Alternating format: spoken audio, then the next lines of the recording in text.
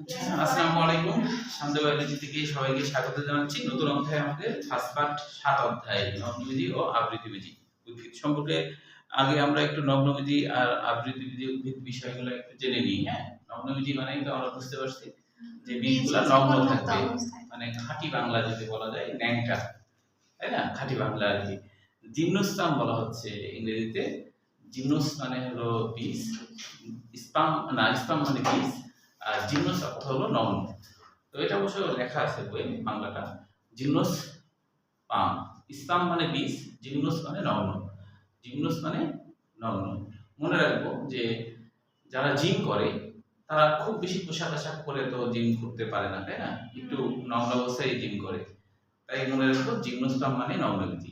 উল্টাপাল্টা যদি না জানা না হয়, যারা জিম করে তারা অনেক বেশি পোশাক আশাক পরে কি জিম করে, তাই না? কিছুটা খোলাখুলি পোশাক পরে জিম করে, তাই কিনা? তার মানে নগ্নবীজি জিম করে যারা, তারা হলো নগ্নবীজি। হ্যাঁ, নগ্নবীজি হলো বীজ হলো বাইরে থেকে দেখা যায়। এদের গর্ভাশয় থাকে না, এদের গর্ভাশয় থাকে না। হ্যাঁ, তো গর্ভাশয় যখন থাকবে না, গর্ভাশয় তো ফল তৈরি করে, তাহলে গর্ভাশয় যদি না থাকে তাহলে তো আর ফল হচ্ছে না, তাহলে বীজটাই শুধু হয়। শুধু কি হয়? বীজটা হয়। গর্ভাশয় ফল তৈরি করে, গর্ভাশয় নাই তাহলে ফল আর হয় না, তখন শুধু বীজই দেখা যায়। যেমন আমরা জানি সাইকাস, স্পাইনাস, নেটাম, এই সমস্ত উদ্ভিদ। নগ্নবীজি উদ্ভিদ কিন্তু পৃথিবীতে কম। এর মেইন কারণ হলো নগ্নবীজি উদ্ভিদ আমরা চাষাবাদ সেভাবে করি না, কারণ এটা আমাদের কাজে লাগে না। আবৃতবীজি উদ্ভিদ বেশি কেন? কারণ এই আবৃতবীজি উদ্ভিদ আমরা চাষাবাদ করি, আমরা হলো এটা উপকার পাই, তাই না? যত ফল আমরা খাই টাই সব আবৃতবীজি উদ্ভিদের মধ্যে, তাই না? আম এত অ্যাভেলেবল কেন, তাই না? কারণ আমের বীজ মানে আবৃতবীজি। তো এটা আমরা চাষাবাদ করি অনেক অনেক, তাই না? নগ্নবীজিকে আমরা করবো না, যেটা কাজে দেয় না সেটা আমরা চাষাবাদ করবো না, অত আদরীয় না। ওই জন্য এটা কিন্তু পৃথিবী থেকে আস্তে আস্তে বিলুপ্ত হয়ে যাচ্ছে। কিছু ওষুধ টষুধ তৈরি করার কাজে লাগে, সেগুলো একটু আছে, বা সৌন্দর্য বর্ধন হিসেবে যেগুলো, সেগুলো কিছুটা আছে, যেমন সাইকাস, তাই না? এছাড়া কিন্তু অন্যান্য উদ্ভিদগুলো আস্তে আস্তে বিলুপ্ত হয়ে যাচ্ছে। দরকার নাই, যেটা দরকার নাই সেটা তো মানুষ আদর করবে না, ঠিক কিনা? তো সেরকম আর কি, যে নগ্নবীজি যেহেতু এটা গর্ভাশয় থাকে না, সেই কারণে ফল হয় না। এটা হলো মূল কথা, এটা হলো মূল কারণ, এটা মনে রাখবো। হ্যাঁ, নগ্নবীজির কথা বলতে গেলে একটা গল্প বলে দিই, ছোট যদিও, যে নগ্নবীজি মানে হলো যে আমরা জানি যে বীজটা নগ্ন, দেখা যায় না, পোশাক নাই, তাই না? তো দুই বন্ধু গল্প করছে। এক বন্ধু বলছে আমার মামা হরিণ শিকার করতে যায় বনে।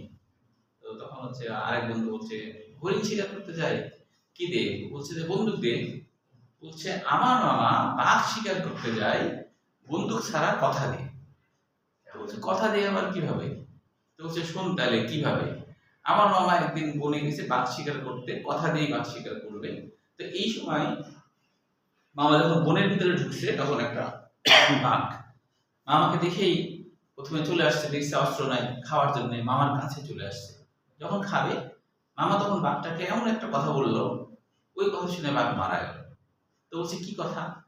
বলছে মামা বাঘকে বললো, ওমা বাঘ মামা তুমি ন্যাংটা। যে এই কথা বললো, বাঘ লজ্জায় মরে গেল, তাই কিনা?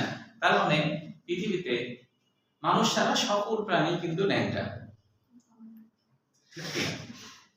মানুষ ছাড়া সকল প্রাণী ন্যাংটা, ঠিক কিনা? ঠিক না? আচ্ছা, তাহলে আমাদের উদ্ভিদের ক্ষেত্রে অবশ্য শুধুমাত্র নগ্নবীজি হিসাবে কিছু উদ্ভিদ তারাই ন্যাংটা, তাই কিনা? এই হলো নগ্নবীজির ব্যাপার। আর আবৃতবীজি অ্যাঞ্জিওস্পার্ম, স্পার্ম মানে বীজ, অ্যাঞ্জিওস মানে পোশাক, অ্যাঞ্জিওস মানে পোশাক বা আবরণ, অর্থাৎ হলো বীজের বাইরে আবরণ থাকবে, যাদের বীজের বাইরে আবরণ থাকবে। যেমন দেখো আম, জাম, কাঁঠাল, তাই না? বীজের বাইরে আবরণ আছে না? ওই আবরণটা হলো আমরা খাই মূলত, ঠিক না? বেশ মোটা আবরণ, এটা আমরা খাই। যদিও কিছু কিছু আবরণ গুলা তোমার হচ্ছে যে আমরা খাই না, যেমন ধানের বাইরে আবরণ আমরা খাই না, তাই না? সব আবরণ তো আমরা খাই না, তবে বেশিরভাগ আবরণ গুলো আমরা খাদ্য হিসেবে ব্যবহার করি। গর্ভাশয়টাই ফল তৈরি করে, তাই চালটা একটা বীজ। চালও একটা বীজ, চাল একটা বীজ, বীজের বাইরে আবরণ, ওটা আমরা খাই না। এক্ষেত্রে আমরা চালের ক্ষেত্রে কি খাই? আসলে মূলত বীজটাই খাই চাউলের ক্ষেত্রে, তাই না? তো তাহলে হচ্ছে যে বেশিরভাগ আবৃতবীজি উদ্ভিদ মানে তাদের আমরা বাইরের যে অংশ, সেটা খায়। ওইটা থাকে কেন? ওইটা থাকে এই কারণে যে ওইটা না থাকলে তো কোনো কদর থাকতো না। যদি আমের ওরকম খাওয়ার জিনিস না হতো তাহলে কি আমরা আম গাছ লাগাতাম? আমরা আম গাছ লাগাতাম না। তাহলে আবৃতবীজী উদ্ভিদও পৃথিবী থেকে বিলোপ সাধন করতো, তাই না? আবৃতবীজী উদ্ভিদের কাজে দেয় বলেই আমরা হচ্ছে এটা বেশি লালন পালন করি। এটা অনেক বেশি। এটা অনেক বেশি হওয়ার এটাই মেইন কারণ, তাই না? এটার উপকারিতা আছে তাই। উপকারিতা না থাকলে, তাই কি না?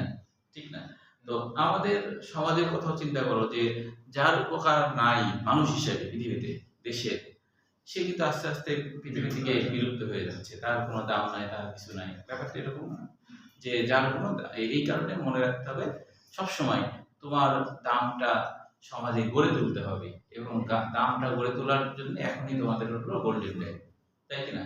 যদি তুমি তোমার ক্যারিয়ার তৈরি করতে না পারো, তুমি যত বড়ই পণ্ডিত হও না কেন, কেউ তোমাকে দাম দেবে?